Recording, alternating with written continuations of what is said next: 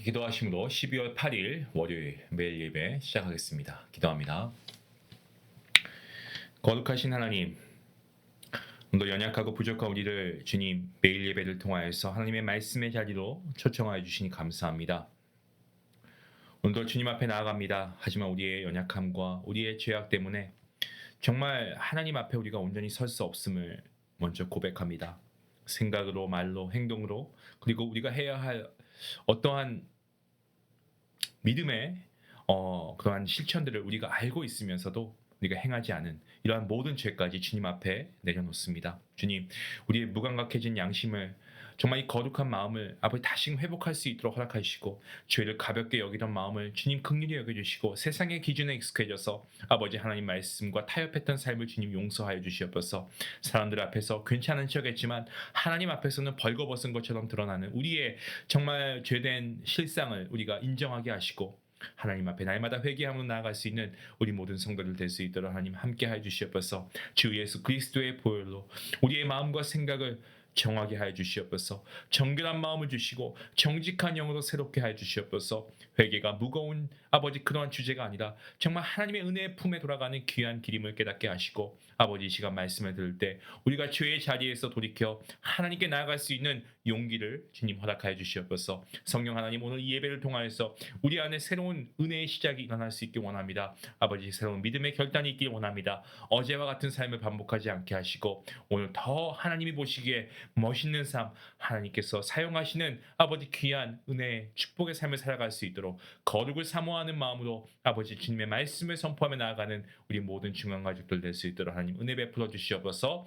오늘도 우리의 중보자 되시는 예수 그리스도의 이름으로 감사하며 기도하옵나이다. 아멘. 찬송가 384장 함께 하시겠습니다.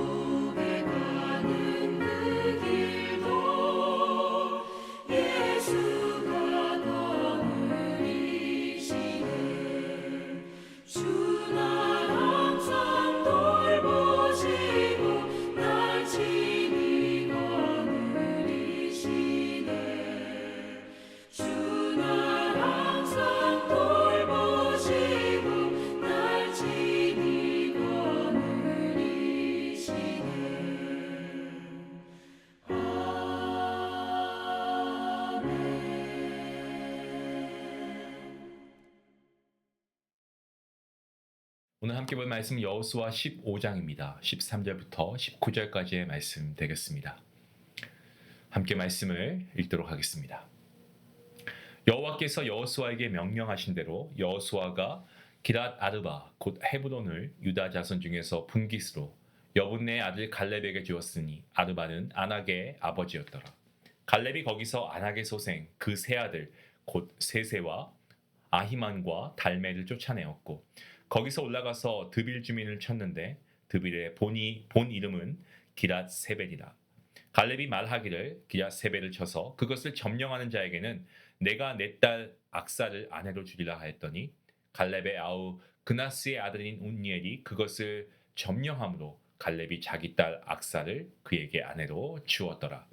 악사가 출가할 때에 그에게 청하여 자기 아버지에게 밭을 구하자 하고 나귀에서 내림에 갈렙이 그에게 묻되 내가 무엇을 원하느냐 하니 이르되 내게 복을 주소서 아버지께서 나를 네겝 땅으로 보내시오니 샘물도 내게 주소서 하매 갈렙이 윗샘과 아랫샘을 그에게 주었더라. 아멘. 우리가 이 세상을 살아가면서 참 쉬운 일 하나 없고 그냥 주어지는 것이 없습니다. 때문에 우리가 하나님의 말씀을 듣고 우리가 신앙생활을 한다고 했을 때 때는 우리의 믿음이 무엇인가 우리가 갈등할 때가 참 많이 있는 것 같습니다. 그럴 때마다 실망하고 낙담하는 것이 아니고 우리를 끝까지 인도하시고 그 약속을 이루시는 주님을 우리가 바라보아야 할 줄로 믿습니다. 우리가 이런 주님을 바라본다면 다음으로 우리가 가져야 할 우리 그리스도인이 가져야 할 그런 삶의 태도가 있습니다. 오늘 본문 13절과 14절 그리고 15절 말씀을 보시면 14장 이 앞장에 나왔던 갈렙이 헤브론 지역을 정복하는 사건이 더욱 구체적으로 설명되어져 있음을 보게 됩니다. 갈렙은 85세의 연로한 나이였습니다. 하지만 땅을 받고 그리고 믿음으로 나아가 이 헤브론을 점령합니다. 이것이 하나님께서 땅을 허락하신 중요한 이유 가운데 하나입니다. 얼마나 넓은 땅을 소유하느냐가 중요한 게 아니고 얼마나 오랜 기간 동안 땅을 소유하고 있는가 이게 중요한 게 아니고 하나님께서 허락하신 땅에서 적들을 몰아내는 사역에 얼마나 충실하게 감당하고 있느냐 이게 중요한 겁니다.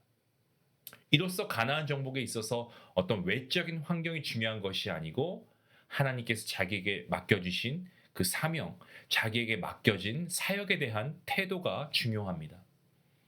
하나님께서는 저와 여러분에게도 맡기신 사역이 분명히 있습니다.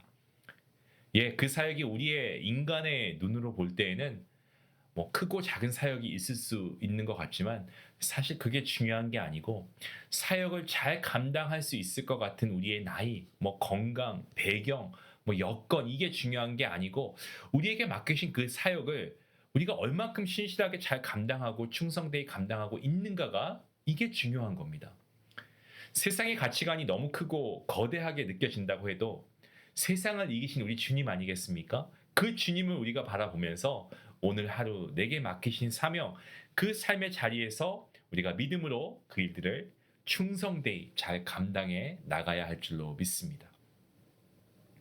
본문 16절과 17절 이 두 절 말씀은 드빌 지역을 정복하는 이야기입니다.